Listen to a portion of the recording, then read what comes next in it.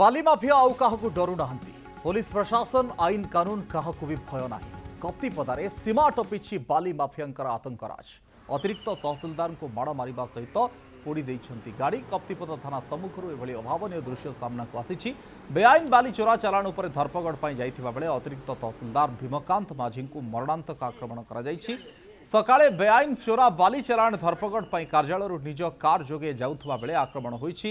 10 रु ऊर्ध्व बाली माफिया अतिरिक्त तहसिलदार कलार घोषाड़ी माड़ मारिबा सहित गाड़ी उपरे इटा और पथर माड़ कर थाना द्वारस्थ होइछन्ते अतिरिक्त तहसिलदार भीमकांत माझी। तेबे थाना सम्मुखरे जड़े सरकारी अधिकारी को माफिया द्वारा माड़ मराजिबा घटना सुरक्षा व्यवस्था प्रति प्रश्न उठाई।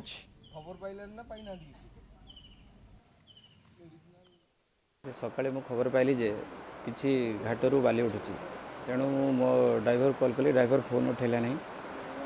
तापर मु निजे ऑफिस आसिली कि स्टाफ सपोर्ट नापी से मैंने मो ऑफिस आगे से घेरी गले आसल्ट मत कले भरबाली आसल्ट कले।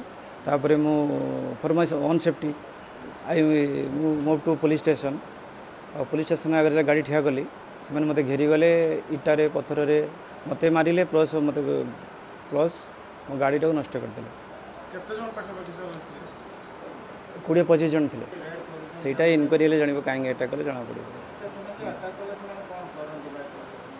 से मैंने नॉर्मली बाली चोरी करते।